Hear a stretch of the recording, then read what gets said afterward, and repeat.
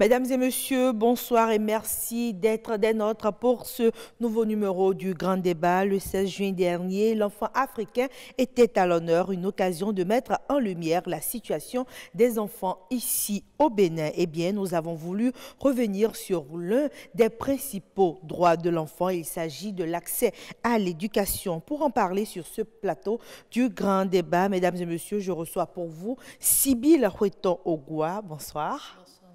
Alors, vous êtes activiste des causes sociales. Merci de nous honorer sur ce plateau. C'est un plaisir.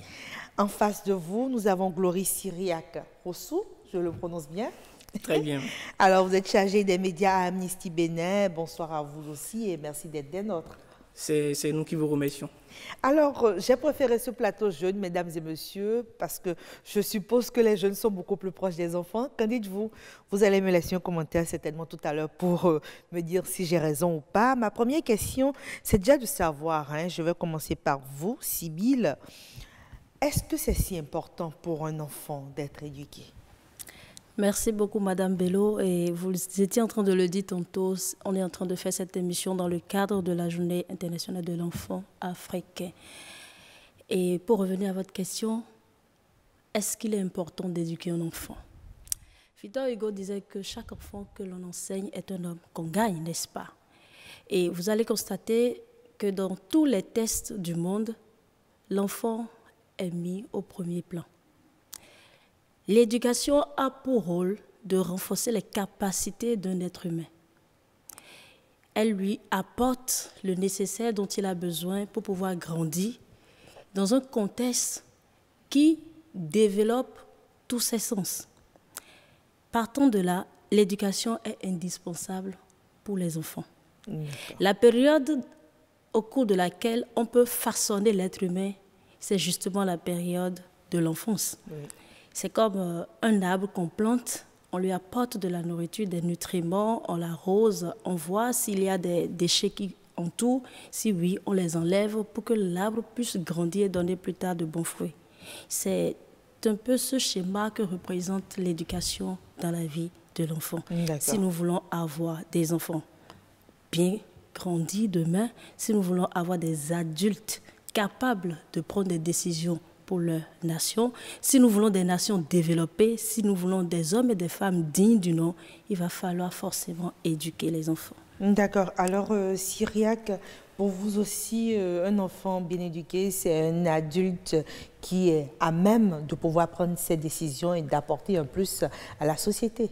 Absolument, absolument. Et vous allez voir les sociétés dans lesquelles le développement est au rendez-vous. C'est des sociétés dans lesquelles l'éducation a été priorisée, l'éducation a été mise au premier plan, au premier rang.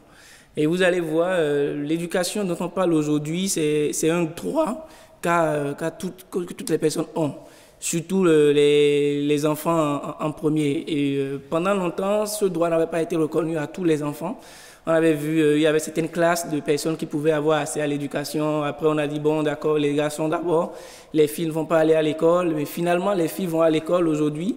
C'est le fruit d'un très long cheminement qui a abouti aujourd'hui, où on parle d'éducation pour tous et pour toutes. Et je disais que c'est un droit parce que c'est consacré par les instruments internationaux de protection des droits de l'enfant. Et également au niveau Afrique, on a également ce qu'on appelle aujourd'hui la Charte africaine des droits et du bien-être de l'enfant, qui également consacre le droit à l'éducation de tous les êtres humains en Afrique. Et quand on vient au Bénin, finalement, le Bénin également, dans notre constitution, il est dit que l'éducation également est un droit fondamental de l'être humain et que l'État assure progressivement la gratuité de l'enseignement public. Vous voyez, donc voilà autant d'instruments aujourd'hui qui consacrent, parce qu'on a tous su que c'est un droit fondamental de l'être humain qui définit l'avenir des peuples. Et donc, il est important que les pouvoirs publics mettent des moyens pour pouvoir assurer une éducation de qualité. Que l'éducation soit effective, mais après qu'elle soit efficace aussi. Alors, j'ai bien compris, quand Syriac en parlait tout à l'heure, il dit que pour les grandes nations qui ont compris très tôt l'importance de l'éducation au niveau de leurs enfants, on sent tout de suite le niveau de développement. Est-ce qu'on peut dire ici qu'au Bénin, c'est aussi important pour nous d'abord en tant que citoyens, avant de parler de nos dirigeants, de l'État en général? Évidemment, c'est très important pour tous les êtres humains, l'éducation. Il a bien si dit, et je l'ai dit dans mes propos liminaires, l'éducation est la base de tout développement. Et donc, un homme non éduqué ne peut pas développer un peuple. Vous voyez, au Bénin, par exemple, nous avons le Code de l'enfant qui consacre depuis ses articles 112 jusqu'à 117 la gratuité, comment la scolarisation des enfants doit être faite, les conditions de mise en apprentissage, le suivi que l'enfant doit pouvoir jouir, dont l'enfant doit pouvoir jouir, l'accompagnement des parents, des organisations, des collectivités locales, etc. De 112 à 117, vous voyez le nombre d'articles que ça fait, qui consacrent rien que l'éducation. Et plus loin, il y a les autres instruments qui consacrent également ce droit-là pour montrer l'importance du droit à l'éducation. Et quand on parle justement d'une journée pour célébrer l'enfant africain en particulier, il faut comprendre à travers cela que l'enfant africain et l'enfant béninois en particulier vivent dans certaines réalités qu'il faut prendre en compte. Et je salue d'ailleurs l'innovation de la Charte africaine du bien-être de l'enfant, qui non seulement parle des droits de l'enfant, mais parle également des devoirs de l'enfant. Aujourd'hui, on a tendance à penser que l'enfant n'a que des droits. Et former les enfants ainsi ne permet pas toujours d'avoir ce dont on a besoin. D'accord, donc pour vous, c'est important aussi. C'est important quand on est dans ce processus d'éducation des enfants, de leur apprendre très tôt qu'ils ont certes des droits, mais qu'ils ont aussi des devoirs. Chaque droit appelle un devoir. Merci. On aura l'occasion de revenir justement sur cet aspect des choses. Cyriaque, j'en reviens à vous. Le droit à l'éducation, est-ce véritablement une réalité au Bénin? Alors, répondre à cette question pourrait peut-être choquer plus d'un. Le droit, l'accès à l'éducation n'est pas totalement une réalité. Quoiqu'il y a des efforts considérables qui ont été faits ces dernières années, ces dernières décennies, j'allais dire, pour garantir l'accès à l'éducation aux enfants, à toutes et tous. Mais il y a des efforts à faire quant à l'accessibilité même de l'éducation des enfants. Parce que quand on parle du droit à l'éducation, c'est un tout. Il faut d'abord que l'éducation soit effective, après qu'elle soit efficace. Et dans l'efficacité, on doit avoir l'accessibilité, la disponibilité également des enseignants qui doivent fournir l'éducation aux enfants. Et également, on parle souvent également des ratios du nombre d'enfants par nombre d'enseignants aussi. Et donc aujourd'hui, c'est un secret de polichinelle. Nos classes sont pléthoriques. Et donc il faut travailler, n'est-ce pas, à améliorer cela pour que l'on respecte les minima au niveau international. C'est-à-dire tel nombre d'enfants par tel nombre d'enseignants. Enfin, alors, un enseignant par tel nombre d'enfants. Avec vous, là, déjà, on va vers la qualité de l'éducation, la qualité de l'enseignement, justement, qu'on donne à ces enfants-là. C'est le nœud, au fait. Pour vous, c'est le plus important.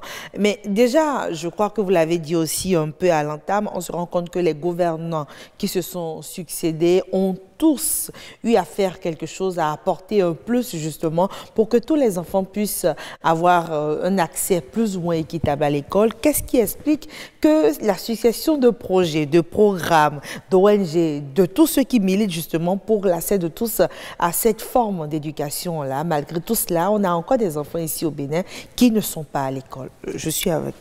D'accord, Cyriaque, on y va, non, oui. Je vais peut-être répondre, Sybille, elle va peut-être après également compléter si elle va compléter.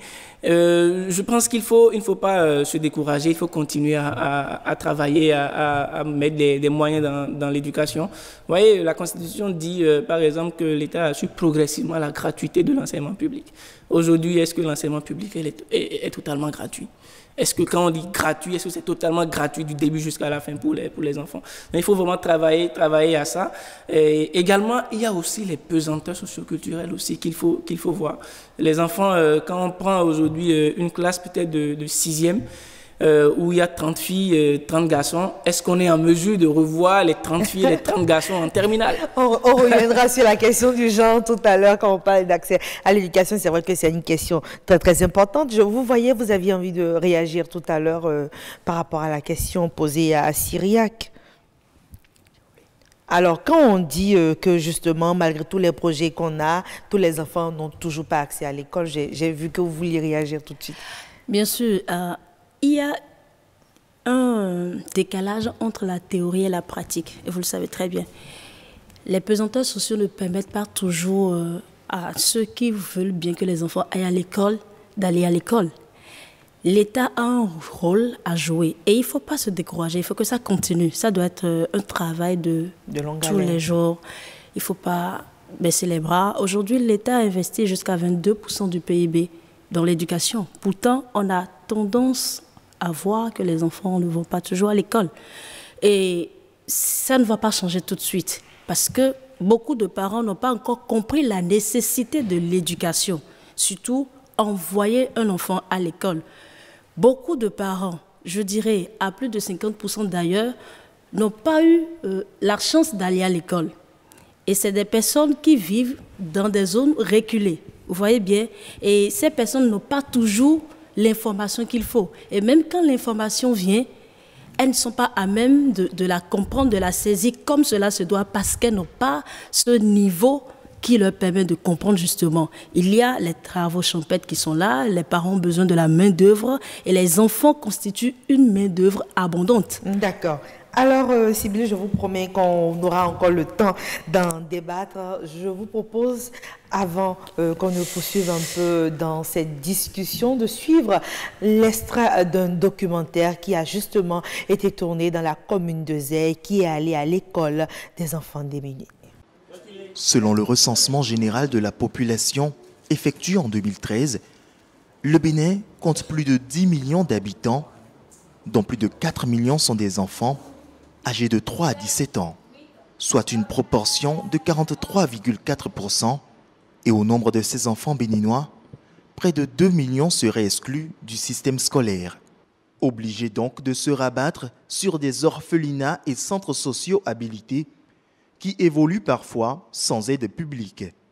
Depuis la création de l'orphelinat, aucune autorité ne nous a encore soutenus.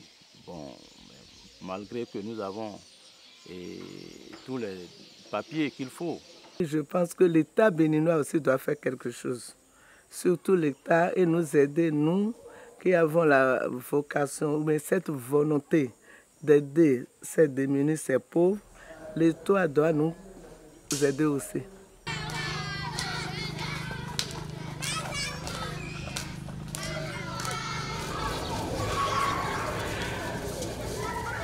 Il n'y a pas encore d'accès équitable, mais le gouvernement s'efforce pour que tous les enfants béninois aillent à l'école. Je vais donner pour raison d'abord la gratuité. Le gouvernement s'efforce aussi pour le maintien des enfants à l'école à travers la cantine scolaire. Il y a la cantine scolaire aujourd'hui pour le primaire, mais ça ne suffit pas. Ça ne suffit pas. J'étais allé dans une école la fois dernière, on me disait qu'à cause des 25 francs que les enfants donnent pour manger à la cantine, beaucoup d'enfants restent à la maison. Même quand on parle de gratuité de l'école, et l'enfant n'a pas trouvé à manger la veille, c'est pas évident qu'il puisse aller à l'école. Ange doux regard, gorgé de bonté, a déjà le Voilà, mesdames et messieurs, comme je le disais tantôt, c'est un extrait d'un documentaire qui a été tourné dans la commune de Zeye. Justement, dans cette commune, on s'est rendu compte, avec les chiffres dont on disposait, qu'on a encore beaucoup d'enfants qui sont laissés pour compte quand on parle de leur accès à l'éducation. Je reviens à vous, Syria, quand vous suivez un peu les statistiques, on a les statistiques nationales qu'on a eues dans ce documentaire-là. Tous ces enfants qui n'ont toujours pas accès à l'école, qu'est-ce que cela suscite en vous comme réaction? Alors, ça nous montre juste qu'on a encore beaucoup d'efforts à faire, et que ça s'inscrit également dans la dynamique parce que, vous savez, il y a eu plusieurs recommandations qui ont été faites au Bénin sur l'accessibilité de l'éducation au niveau national. Et donc, ces statistiques ne viennent que corroborer ce qui a été dit au niveau international, les recommandations qui ont été faites au Bénin par rapport à l'accessibilité de l'éducation. Donc, on doit suffisamment, comme je le disais depuis le début, mettre les moyens dans l'éducation, travailler à bien répartir les richesses, qu'il n'y ait pas une zone qui soit dépourvue en termes d'accès à l'éducation, ou bien qu'il y ait une zone où les enfants ne vont pas à l'école, comme ce qu'on a vu tout à l'heure dans le reportage à Zé, je crois. Donc, je pense que quand on va le faire comme ça, rendre effectivement gratuit l'enseignement et également sensibiliser davantage les parents, je pense qu'on arrivera un jour à avoir de meilleures statistiques, par exemple. Et donc, il ne suffit pas d'envoyer les enfants à l'école, mais il est également important de travailler à maintenir les enfants dans le circuit. C'est-à-dire que les enfants ne commencent pas et après abandonnent. Parce qu'on sait également que dans notre pays, par exemple, il y a des zones dans lesquelles la discontinuité de l'accès à l'éducation pose problème. Parce que, par exemple, quand vous allez à Ganvier, pendant la période de la crue, les enfants ne vont pas à l'école, tous les enfants ne vont pas à l'école. Et vous allez également voir les enfants Bouvier à Candy et tout, les enfants ne vont pas à l'école tout le temps. Donc, il faut vraiment qu'on travaille à ce que l'éducation soit véritablement accessible en tout temps des populations. Et ça, l'État le fait, mais il faut également beaucoup d'efforts pour qu'on arrive à cette réalité-là. Alors, ce qui ressort déjà de vos propos, c'est qu'on se rend compte tout de suite que la réalité n'est pas la même dans toutes les communes. C'est-à-dire, quand on prend les 77 communes du Bénin, les réalités varient d'une commune à une autre. Est-ce que cette disparité, elle se comprend, selon vous, Sibylle? Elle ne saurait se comprendre parce que toutes les communes sont des communes du Bénin, n'est-ce pas? Et si nous respectons le principe selon lequel tous les enfants ont droit d'aller à l'école, cela voudra dire que quel que soit le lieu où les enfants se trouvent, les enfants doivent aller à l'école. Et dans le code de l'enfant, justement, il est dit que les innovations, je parlais de l'une des innovations du code, c'est de rendre accessible l'école aux enfants. Cela entraîne le fait que les établissements doivent être dans des zones où les enfants peuvent aller facilement. Et les infrastructures doivent être en nombre pour pouvoir accueillir les enfants. Si Zé, qui est juste à côté là, a déjà ce nom pléthorique, qui doit faire un rang avant d'aller à l'école, et il n'y a peut-être pas d'espace, on n'a pas pu suivre tous l'élément, ça veut dire que si on allait peut-être dans le nord, ça serait pire. Or, Zé, c'est juste à côté, c'est rapproché de Cotonou, c'est dans la commune d'Abomey-Calavi. Donc, il y a toujours à faire. Il faut essayer vraiment de mettre en application ce que disent déjà les tests. C'est déjà bien que les tests existent, mais il faut travailler davantage à ce que ces tests-là soient effectifs. Voilà. D'accord. Alors, on se rend compte justement dans ce documentaire que pour beaucoup, là je m'adresse à vous, Cyriaque, que pour beaucoup, l'accès à l'école pour ces enfants-là dépend un peu de la situation de leurs parents. Donc, quand on a des parents qui sont en situation de précarité, le résultat est là tout de suite des enfants qui ont du mal à emprunter le chemin de l'école. Ça également, ça a été dit par le passé. Et également, vous savez que le Bénin est parti à la Convention des Nations Unies sur les droits de l'enfant.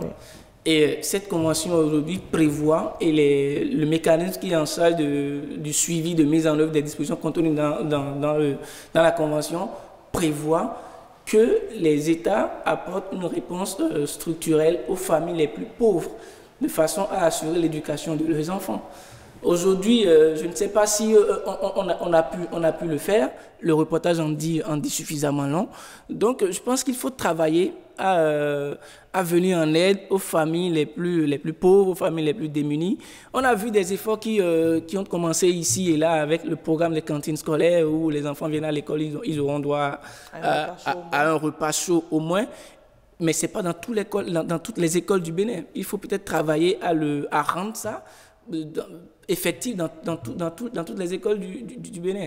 Et également, au-delà de ce repas chaud, il faut travailler vraiment à venir en aide aux familles les plus pauvres. Ce n'est qu'en le faisant qu'on va répondre efficacement à la question de l'accessibilité à l'éducation des enfants issus de familles pauvres. Si on ne le fait pas, on aura du mal à avoir de très bonnes statistiques après. Et à chaque fois quand on va sortir de chez nous, quand on sera en examen devant les mécanismes au niveau international, ils vont à chaque fois nous rappeler ça. Il faut travailler à le faire parce que quand vous ne le faites pas, il y a des enfants qui n'ont pas accès à l'éducation. Et un enfant qui n'est pas éduqué, ce n'est pas du tout bien pour une nation. C'est une perte énorme. Alors, j'aime bien le fait que vous soyez revenu sur le programme de cantine scolaire. Le maire de Zéa a eu à le dire. Il a rencontré dans certaines écoles des enfants qui n'ont pas été à même de pouvoir apporter les 25 francs qu'on leur demandait pour pouvoir avoir droit à ce repas chaud. Donc, ici au Bénin, il y a des parents qui n'ont pas les moyens de pouvoir donner ne serait-ce que 25 francs à leurs enfants pour leur permettre d'avoir droit à un repas et les maintenir à l'école. Est-ce que quand on est face à ce genre de constat, on ne se dit pas tout de suite qu'on est encore très loin de l'accès équitable et l'accès de tous à l'éducation? Effectivement, on est très loin de l'accès à l'éducation pour tous. Et si aujourd'hui des parents ne peuvent pas encore donner 25 francs, bien qu'ils en ont envie, qu'ils ne peuvent pas le faire, c'est vraiment triste. Et ça doit nous amener à davantage réfléchir à comment soutenir ces parents-là. C'est le rôle de l'État. Puisque c'est l'État qui doit mettre en œuvre des politiques qui facilitent l'accès à l'éducation des enfants.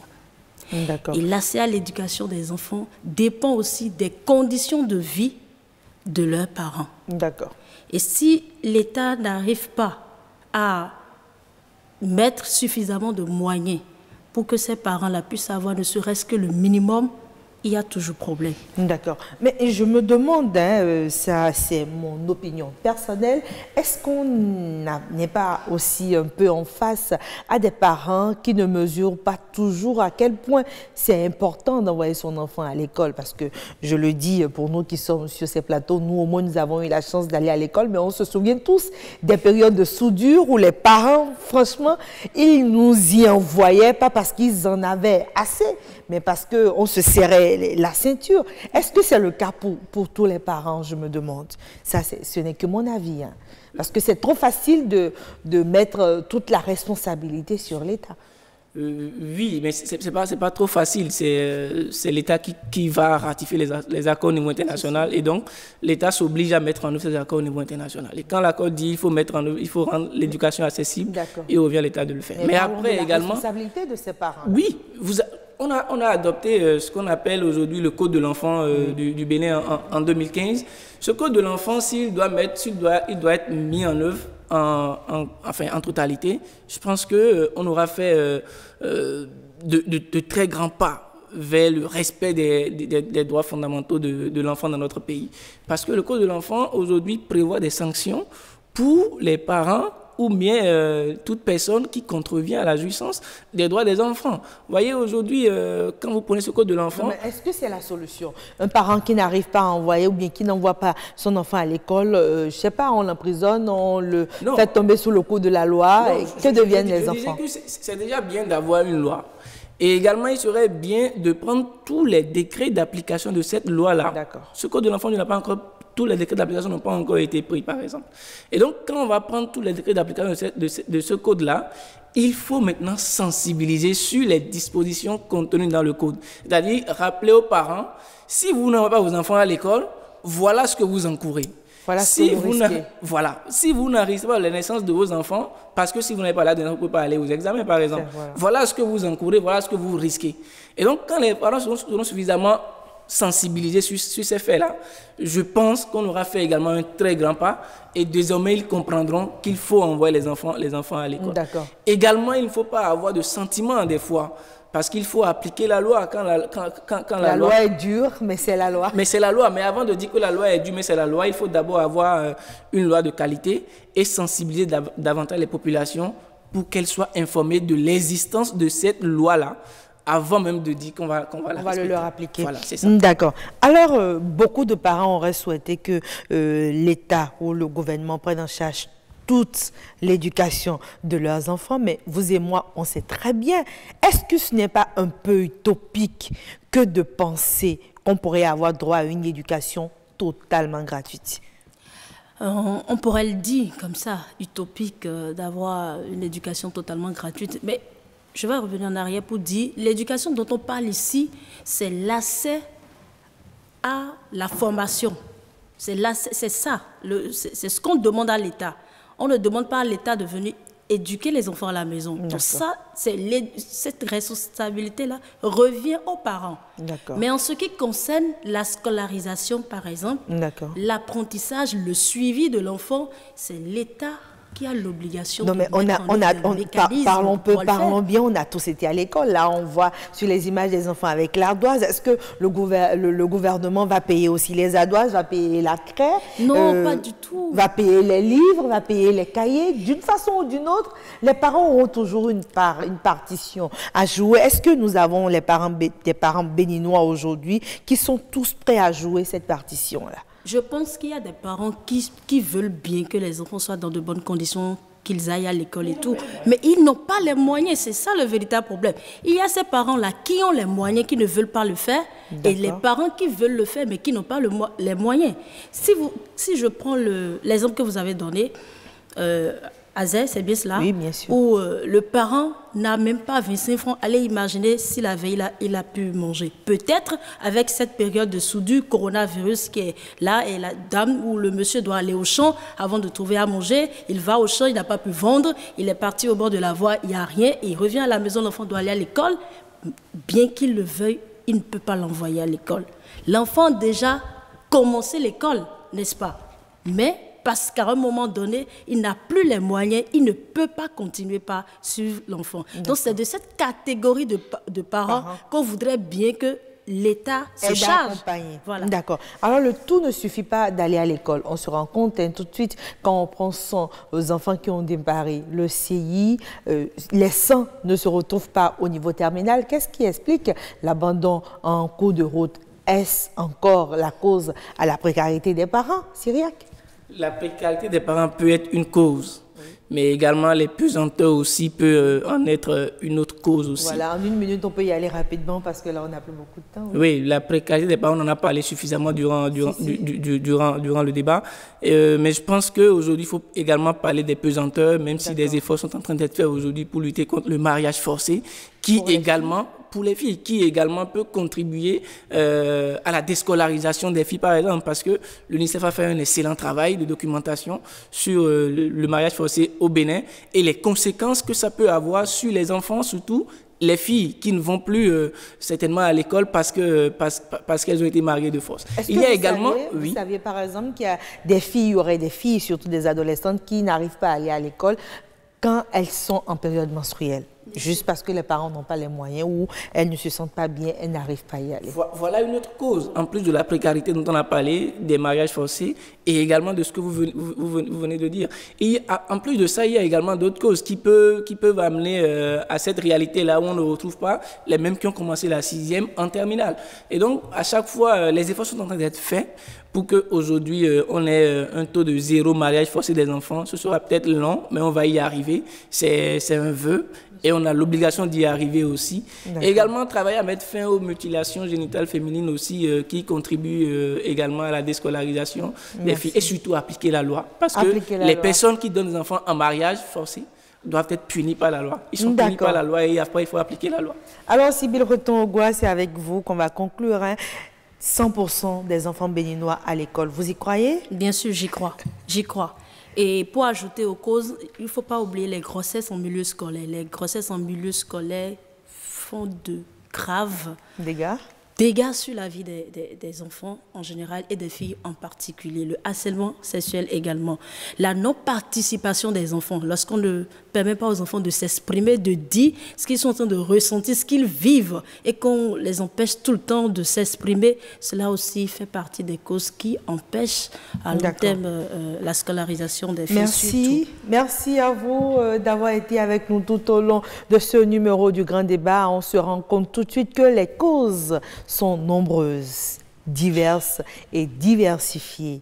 Quand on parle de l'accès de tous à l'école, ce n'est pas encore totalement une réalité ici au Bénin. C'est sûr que beaucoup d'efforts ont été fournis de part et d'autre, mais tant qu'il reste à faire, on dit que rien n'est encore fait. Et on espère qu'on reviendra vous dire ici, mesdames et messieurs, que désormais, tous les enfants béninois ont tous accès à l'école. Merci de nous avoir reçus chez vous.